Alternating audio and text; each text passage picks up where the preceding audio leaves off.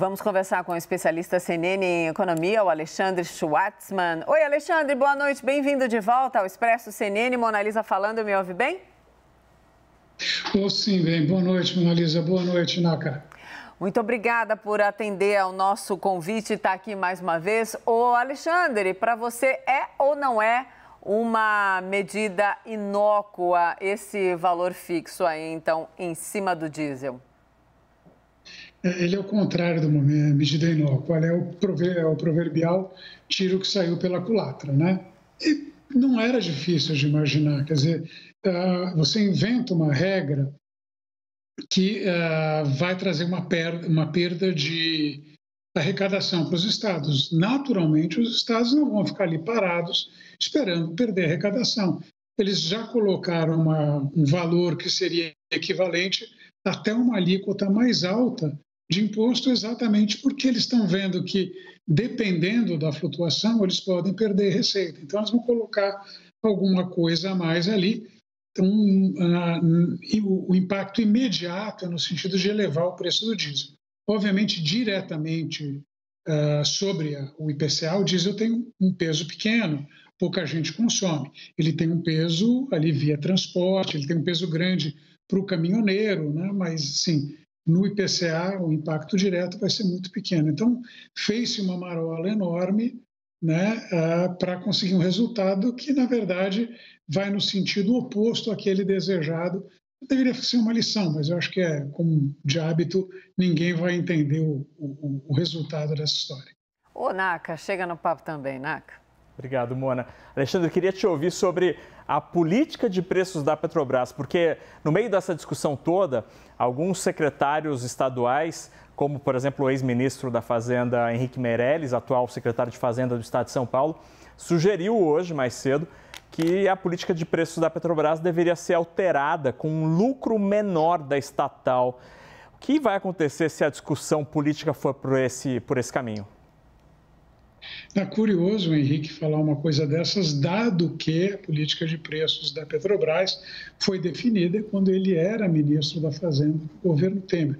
Eu imagino que não tenha sido uma decisão do Henrique, uma decisão que ele... Veja, é correto que o preço doméstico siga o preço internacional. Se o preço do açúcar sobe lá fora, a gente paga mais caro aqui dentro. E ninguém fica pedindo para mexer no ICMS do açúcar. Eu garanto que a gente é autossuficiente em açúcar. Né? Como a gente é autossuficiente em carne, autossuficiente em frango, quando o preço sobe lá fora, aqui dentro sobe também. É o funcionamento natural de uma economia do mercado. Você não quer criar preços diferentes, porque isso leva a desabastecimento e falha de mercado. Se colocar o preço da gasolina, por exemplo, muito mais baixo aqui dentro, dado que a gente precisa importar, ninguém vai comprar lá fora e trazer para cá. Vai faltar gasolina, vai faltar diesel, vai faltar GLP.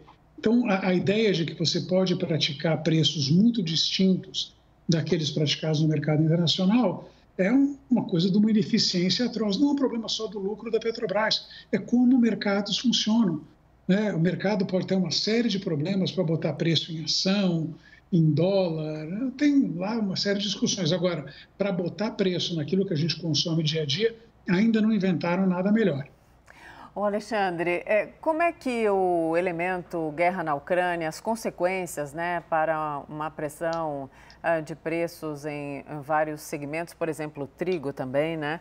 Como é que a gente pode olhar para isso e conseguir fazer o descolamento? Porque muito da argumentação que a gente ouve é que sim, tinham que tomar alguma medida, porque pelo contexto do planeta, em função da guerra e de tudo que está acontecendo, não dava para ficar esperando mais tempo. Tem lógica ou não essa argumentação, na sua opinião? Veja, Mona Lisa, se nós soubéssemos que a guerra vai acabar em 3 semanas, eu falar, quer saber? Esquece, a gente permite algum descolamento, porque vai ser um fenômeno. Então, a gente vai, na verdade, as coisas vão voltar ao normal em 3 semanas. Então, seria simplesmente o que a gente chama de volatilidade. O preço sobe muito, depois volta.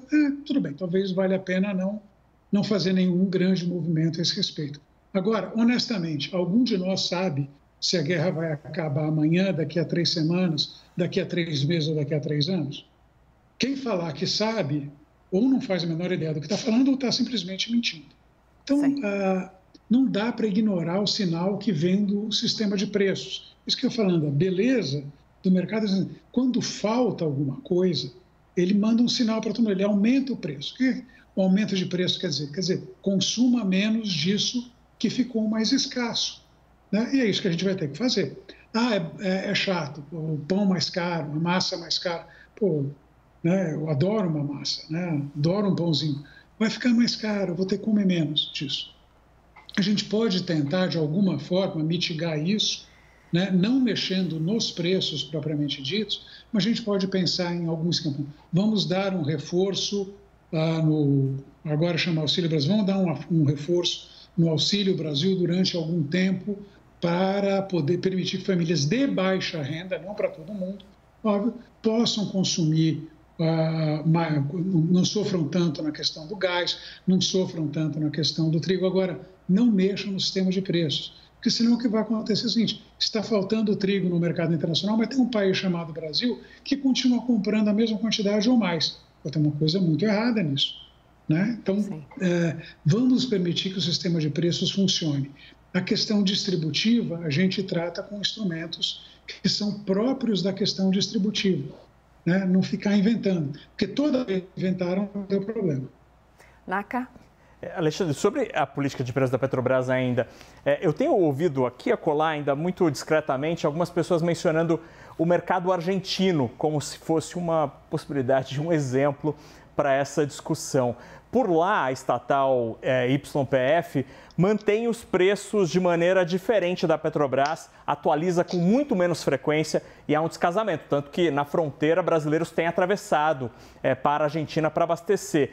E por lá, o argumento que eu ouvi é não falta combustível.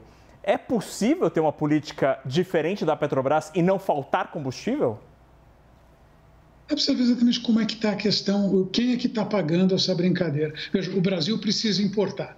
Né? Eu não sei como é a situação da Argentina em termos do volume de produção relativamente ao seu consumo. Agora, se eles continuarem vendendo muito mais barato, que vai encher de brasileiro lá e vai começar a faltar para os outros, né? Que é mais ou menos natural. Acontecia muito na Venezuela. Né? Os colombianos iam encher, porque basicamente eles dão gasolina de graça, mas um pouco eles pagam para você levar gasolina para casa. Né?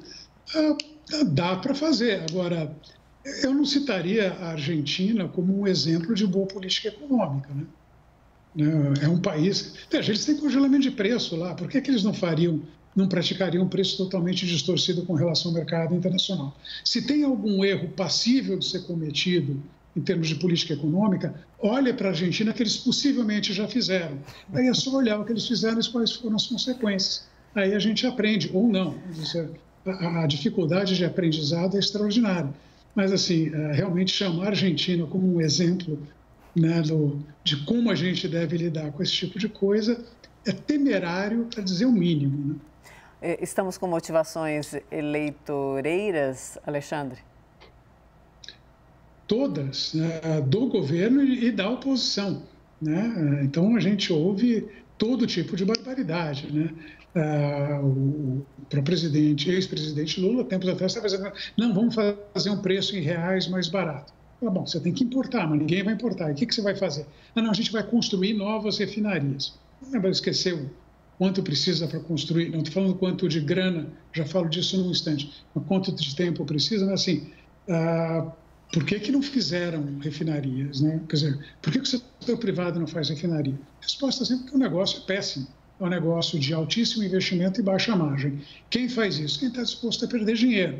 E quem está disposto a perder dinheiro, no caso, o governo, né? Só que é dinheiro de todo mundo, poderia ser melhor usado para outras coisas que não seja fornecer gasolina barata e outras motivações menos republicanas. Né? Vamos lembrar o que aconteceu ali em torno da refinaria Abreu e Lima, era uma refinaria que estava orçada em 2,5 bilhões de dólares, ainda não está pronta e custou 7,5 vezes mais caro do que inicialmente orçado. E ninguém sabe direitinho como é que acabou, para onde foi esse dinheiro. Ou a gente sabe, mas só não tem condições ainda de falar exatamente o que aconteceu. Como aqui a gente segue à risca o horário, a gente sabe que você tem compromisso, vou falar boa noite, muito obrigada e venha mais e sempre conversar com a gente. Obrigada, Alexandre. Contem comigo. Um grande abraço, boa noite a todos. Eu sei, contar com você é ótimo, um abraço também. Contar com o NACA também é fundamental. Obrigada, NACA e Alexandre. Ouvimos o especialista CNN, Alexandre Schwartzman.